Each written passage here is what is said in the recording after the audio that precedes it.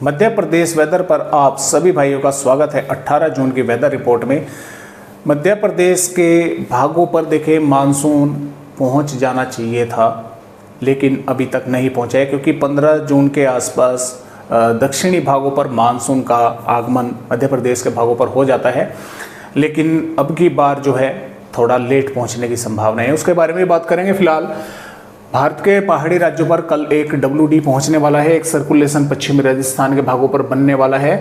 तो अरब सागर की हवाएं मध्य प्रदेश के भागों पर पहुंच ही रही हैं, जिसकी वजह से मध्य प्रदेश के कुछ भागों पर मेघ गर्ज वाले बादल जो है वे बन सकते हैं और कुछ स्थानों पर वे बारिश जो है कर सकते हैं। आज भी इस समय भी बादल मध्य प्रदेश के कई भागों पर बने हुए हैं। और उससे पहले मैं थोड़ा सा आप सभी भाइयों को यहाँ पर पिछले 24 घंटों का आंकड़ा भी दिखलाना चाहूँगा। जो चाचौड़ा है वहाँ पर 67 मिलीमीटर बारिश की गतिविधियाँ पिछले 24 घंटों के दौरान रिकॉर्ड की गई है। गोहरगंज पर यहाँ पर 53.4 मिलीमीटर बारिश की जो है रिकॉर्ड की गई है। बैरसरिया पर 33.2, मुल्ताई पर 30.2 और हरसुद पर 26 मिलीमीटर इस तरह से बारिश हुई है। जो झोंकेदार हवाएं चली हैं ग्वालियर पर 70 किलोमीटर प्रति घंटे की रफ्तार से, जबलपुर पर 65 किलोमीटर प्रति घंटे की रफ्तार से, अशोकनगर पर 52, भोपाल पर 48, फिर आगे धीरे धीरे कम होती चली गई है हवाएं 30, 32, 35 इस तरह से हुई। और जो लू की स्थिति बनी है वो रतलाम जिले पर बनी है, और तीव्र जो लू रही है वो बालाघाट के भागों पर देखने को मिली है। धूल भरी आंधी भिंड और बुरहानपुर और श्योपुर जिले पर पिछले 24 घंटों के दौरान दोस्तों देखने को मिली है।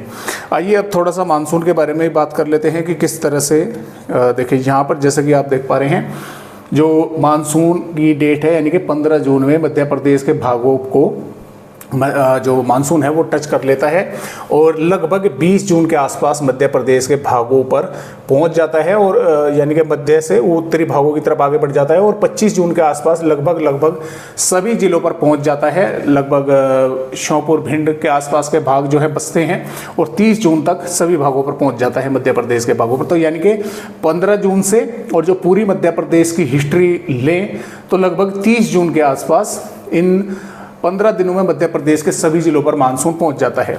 आज हो चुकी है 17 जून, मानसून आगे नहीं बढ़ा है, तो ये मान के चले कि 2 दिन तो ये लेट हो चुके हैं और अभी अगले आने वाले 2-3 दिन और अभी मानसून को लगेंगे, क्योंकि यहाँ से आगे नहीं बढ़ पा रहा है। इसके 2 कारण हैं दोस्तों। एक तो जो समुद्र के तापमान हैं वे 0.92 डिग्री बढ़ चुके हैं, जिसके कारण जो संभावनाएं बन रही हैं अल नीनो की, यानी कि वो बन चुकी है। और दूसरी बात इंडियन ओशन डाइपोल है, उसके भी जो जिस तरह से यानी कि तापमान होने चाहिए उनमें भी फेर बदलाव जो है वो देखने को मिल रहा है। तो मानसून जो है वो आगे नहीं बढ़ पा रहा है, क्योंकि यहाँ से इस तरह से हवाएं होती हुई यहाँ पर आगे बढ़ती हैं, लेकिन वे हवाएं जो हैं कमज़ोर पड़ रही हैं। आपने देखा होगा कि इस समय पश्चिमी हवा चल रही हैं जो कि नहीं चलती, पूर्वी हवाएं जो हैं वह चलने लगती है भारत के राज्यों पर। तो इस तरह से मानसून जो है लेट रहेगा, लेकिन उस तरह से मानसून का प्रदर्शन भी वो दिखाई नहीं दे रहा है जिस तरह से मानसून बाकी भागों पर आ चुका है, दक्षिणी और पूर्वी राज्यों पर, क्योंकि 35% की कमी के साथ मानसून जो है वो चल रहा है। तो आइए देखते हैं कि मध्य प्रदेश के भागों पर किस तरह का मौसम यहाँ पर हमें दिखाई देगा। जैसा कि आप देख पा रहे हैं 18 जून में यहाँ पर नर्मदापुर, हरदा, खंडवा, बुरहानपुर, बैतूल, नरसिंहपुर, छिंदवाड़ा, पाटना, सिवनी, बालाघाट, मंडला, जबलपुर, डिंडोरी, अनूपपुर के भागों के साथ साथ मंदसौर, नीमच, आगरमालवा, राजगढ़, विदिशा, गुना, अशोकनगर, शिवपुरी, श्योपुर, मुरैना, ग्वालियर, भिंड, दतिया, निवाड़ी, टीकमगढ़, छतरपुर के भागों पर तेज हवाएं चल सकती हैं 40 से 50 किलोमीटर प्रति घंटे की रफ्तार से। कुछ भागों पर थोड़ी बहुत तेज भी चल सकती हैं। कुछ स्थानों पर मेघ गर्ज और बारिश की गतिविधियां हो सकती हैं, कहीं पर हल्की फुल्की भी हो सकती है, कहीं पर हल्की से मध्यम भी हो सकती है। कुछ जिलों के गांव शहरों पर तेज बारिश भी हो सकती है। लेकिन इसमें रतलाम जिले के साथ साथ छिंदवाड़ा और बालाघाट, ये 3 जिले ऐसे हैं इन पर बढ़ते हुए तापमानों का भी अलर्ट है, यानी कि लू चलने की भी संभावना इन जिलों पर बनी हुई है।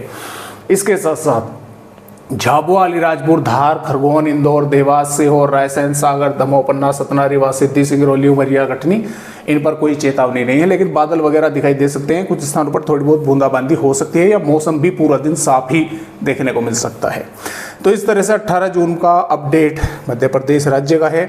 19 जून की अगर यहाँ पर हम दोस्तों बात करें तो देखिए 19 जून में भी मध्य प्रदेश के कई भागों पर जो है तेज हवाएं, मेघ गर्ज, बारिश की गतिविधियां कहीं कहीं पर यानी कि देखने को मिल सकती है। रतलाम, राजगढ़ और छिंदवाड़ा के भागों पर लू चलने की संभावनाएं हैं।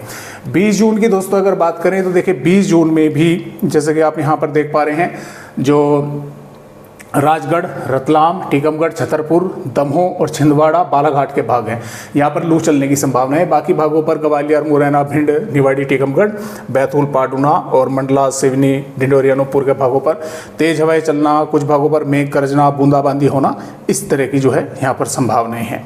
और इसके साथ साथ देखिए अगर हम यहाँ पर दोस्तों बढ़ें आगे तो आगे का अपडेट भी देख लें कि किस तरह से है। जैसा कि मैं आप सभी भाइयों को हर वीडियो में दिखलाता रहता हूँ, तो ये अपडेट जो है ये हो गया आपका यहाँ पर माफ़ कीजिएगा, ये 22 जून का।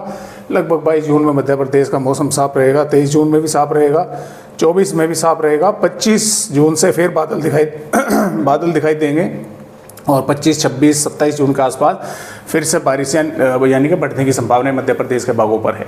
यानी कि 25 जून से फिर से बारिश मध्य प्रदेश के भागों पर बढ़ सकती है, बढ़नी शुरू होगी। उससे पहले कुछ इलाकों पर मौसम अच्छी तरीके से साफ जो है वो देखने को मिलने वाला है। मैं ये कहूँगा कि 22, 23, 24 के आसपास लगभग ज़्यादातर मध्य प्रदेश के भागों का मौसम साफ रहेगा, लेकिन कुछ भागों पर बादल वगैरह दिखाई तब भी देते रहेंगे। तो इस तरह से फिलहाल मध्य प्रदेश राज्य का अपडेट है। आज की वीडियो में बस इतनी जानकारी।